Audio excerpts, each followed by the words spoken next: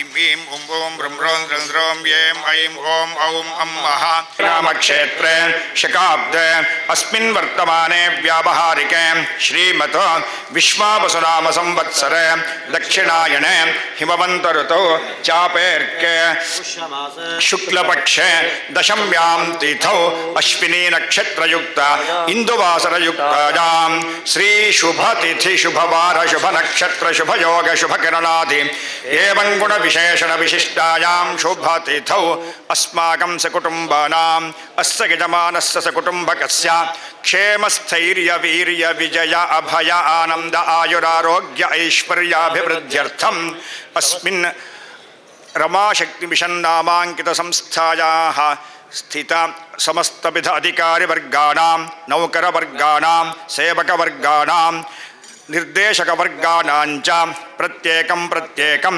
क्षेमस्थैर्य वीर्य विजय अभय आनंद आयुरारोग्य ऐश्वर्याभिवृद्ध्यर्थं समस्त दुरितोपशान्त्यर्थं समस्त सन्मंगलावाप्त्यर्थं ओम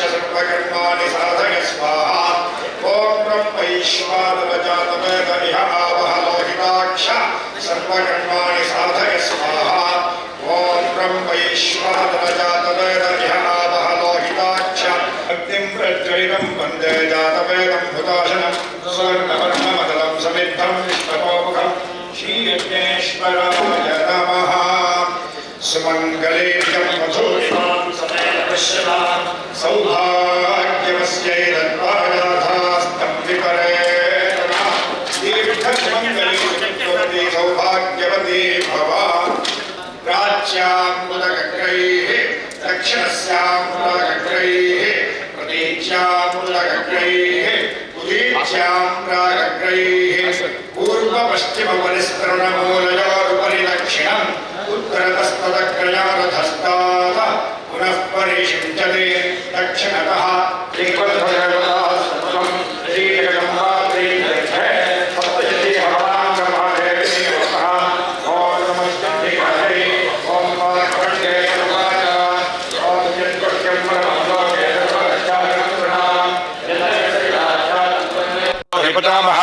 ब्रह्मोवाच अस्ति गुह्यतमं विप्रसर्वभूतोपकारकं देव्यास्तकवचं पुण्यं दक्षिणश्व महामुने प्रथमं शैलपुत्रे द्वितीयं ब्रह्मचारिणे तृतीयं चन्द्रघण्टेति कूष्माण्डेति चतुर्थकं पञ्चमं स्कन्दमातेति षष्ठं कात्यायनीति च सप्तमं कालरात्रिश्च महागौरीति चाष्टमं नवमं सिद्धिदात्री च नवदुर्गाः प्रकीर्तिताः देहि देहि परं सुखं रूपं देहि जयं देहि यशो देहि विशो देहि प्रणतानां प्रसीदत्वं देवी विश्वार्तिहारिणी त्रैलोक्यवासिनामीड्ये लोकानां वरदा भव त्रिशक्त्यात्मक श्रीचण्डिका परमेश्वर्यै नमः ತಾಯಿ ಲೋಕಾನಾಂ ವರದಾ ಭವ ಅಂತ ಪ್ರಾರ್ಥನೆ ಮಾಡಿದ್ದೇನೆ. ನಾವು ರಮಾಶಕ್ತಿ ಮಿಷನ್ನಿನ ಎಲ್ಲರಿಗೂ ಒಳ್ಳೆಯದಾಗಬೇಕು, ಎಲ್ಲರೂ ಆರೋಗ್ಯಪೂರ್ಣವಾದ ನೆಮ್ಮದಿಯ ಸುಖಮಯವಾದ ಜೀವನವನ್ನು ನಡೆಸಬೇಕು. ಹಾಗೆಯೇ ಸನಾತನ ಧರ್ಮದ ಎಲ್ಲರೂ ಕೂಡ ದಿನೇ ದಿನೇ ಅಭಿವೃದ್ಧಿಯನ್ನು ಹೊಂದುತ್ತಾ ಸುಖಮಯವಾದ ಆರೋಗ್ಯಪೂರ್ಣವಾದ ನೆಮ್ಮದಿಯ ಜೀವನವನ್ನು ನಡೆಸುವಂತೆ ಆಗಲಿ. ಪರಸ್ಪರ ಸನಾತನ ಧರ್ಮದ ನಮ್ಮೆಲ್ಲರಲ್ಲಿಯೂ ಯಾವುದೇ ರೀತಿಯ ವೈಮನಸ್ಸು ಬಾರದೇನೆಯೇ ಸೌಮನಸ್ಸದಿಂದ ಶಾಂತಿಯುತವಾಗಿ ಸಮೃದ್ಧವಾದ ಜೀವನವನ್ನು ನಡೆಸಲಿಕ್ಕೆ ಮಹಾತಾಯಿ ಜಗಜ್ಜನನಿ ಅನುಗ್ರಹ ಮಾಡಲಿ. ನಾವು ಯಜ್ಞೇಶ್ವರನ ಮುಖಾಂತರವಾಗಿ ಬಿಭ್ರಾಣಾಂ ಅನಲಾತ್ಮಿಕ ಅಂತ ಪ್ರಾರ್ಥನೆ ಮಾಡಿದ್ದೇವೆ. ತಾಯಿ, ಜ್ವಾಲೆಯ ರೂಪದಲ್ಲಿ ಇರತಕ್ಕಂತಹ ನಿನ್ನ ನಾಲಿಗೆಯ ಮೇಲೆ ಹವಿರ್ಭಾಗವನ್ನು ಪಾಯಸಾನ್ನ ಪ್ರಿಯಾಜೈ ನಮಃ ಅಂತ ಇರತಕ್ಕಂತಹ ರೀತಿಯಲ್ಲಿ ಪಾಯಸವನ್ನು ಹವಿರ್ಭಾಗವಾಗಿ ಸಮರ್ಪಿಸ್ತೇವೆ. ತಾಯಿ, ಸಂತೋಷದಿಂದ ಮಕ್ಕಳು ಮುದ್ದಿನಿಂದ ಕೊಡ್ತಕ್ಕಂತಹ ಆಹಾರವನ್ನು ತಾಯಿ ಸ್ವೀಕಾರ ಮಾಡುವ ರೀತಿಯಲ್ಲಿ ಈ ಎಲ್ಲ ದ್ರವ್ಯಗಳನ್ನು ನೀನು ಸ್ವೀಕಾರ ಮಾಡಿ ನಮ್ಮನ್ನು ಕಾಪಾಡು, ಜಗತ್ತನ್ನು ಉದ್ಧಾರ ಮಾಡುವಂಥ ಪ್ರಾರ್ಥನೆ ಮಾಡಿ ಹಾಕಿ ನಮಸ್ಕಾರ ಮಾಡಿ. मार्कण्डेयवाजा ओम धावनेतोरिधनयो यौवनकच्छते तमः विचारयदत्तमित्रानदोमवान् ओम महामायानुभावेन यथामन्तराधिपाः तपवो महामागस्तावरणेतनयोर्वे स्वाहा भगवतीन्द्रे पूर्वं देशमन्तसमुद्भवान् प्रथमतोरानमजावस्तुमते किमण्डले स्वाहा ओम दशमाने तस्मित्रावतान् गौरधान् भोवजत्वो भोगाकोलाविचन्दनतदान् ओम दशकैर्मध्ये प्रबलनन्दिनान् योनिरैर्विगतैर्भ्य गोलाविचन्दनविद्यतस्वान् ओम सुब्रह्मण्यादो निजदेशात्मोपवदान् आत्मानन्दसमाभागतैश्चरा भगवान् स्वान् ओम ममाते कलविद्यते तत्परशिखरात्मने ओजोबलञ्जाबहतं सुतामि सुपरेतस्वान् ओम स्वामि एकागे अयमारुतय जगामगनं परं स्वान् ओम दत्तमुद्राक्षेतुजवर्यसमे सदान् प्रदान दक्षावदागे नम्रिजोपजोपितं स्वान् ओम दत्तमञ्जितकालं मुनिनाथेन दत्तदान् तस्मिन् श्रीवरात्मे स्वान् ओम वज्रमे स्वान्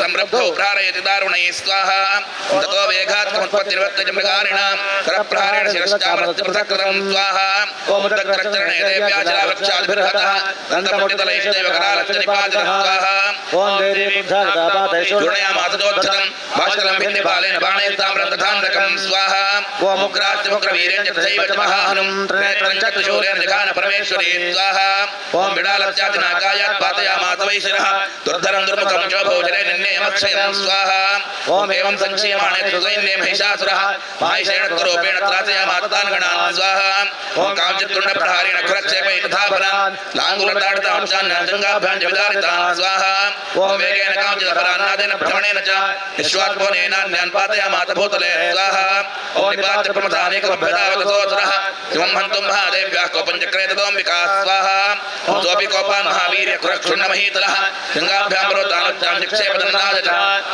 ఓం వేగభ్రమణ విక్షుణ్ణమహీతస్య ప్రచీర్యత లాంగూలేన హతశ్చాభ్యప్లావయామాత సర్వతః స్వాహా ఓం దశశృంగభిన్నాచ ఖండం ఖండయోర్ఘనాః శ్వాసానిలాప్తా శర్దో నిపేతం నభతోచలా స్వాహా విధిక్రోధమాత్వాతాపదంతం మహాసురం దృష్ట్వాతా చండికా కోపం తద్వధాయ తదా కరోత్ స్వాహా సాక్షిప్వాదశ్చ వైపాదంతం మందమహాసురం సత్యాజమహేశం రూపం సోపిబద్ధో మహామృతయ స్వాహా సింహో భవత్తద్యో యావత్తస్యాంబికా శిరః శిరత్తి తావత్ పురుష ఖడ్గపాణిధరశ్చ స్వాహా తత ఏవాశు పురుషం దేవీ నిచ్ఛేదదాయకైః తతస్తోభూన్మహాగజ స్వాహా ఓం కరేణ చ మహాతిమ్మంతం చ గర్జ గర్జ గర్జతత్తు కరం దేవీ ఖడ్గేణ నరకం తద స్వాహా తతో మహాసురో భూయో మహేశం పురాస్థితః తథైవ క్షోభయామాస త్రైలోక్యం సచరాచరం స్వాహా తతః క్రుద్ధా జగన్మాతా చండికా పానముత్తమం అపో పునః పునశ్చైవ జహాచారుణలోచనా స్వాహా అనర్ధచాతురస్తోపకలవీమతోత్సః విషాణాభ్యాం నిక్షేప చండికా ప్రతిభూతరాం స్వాహా గాజనాం వైతాం తేన చూర్ణయంతే శరోత్కరైః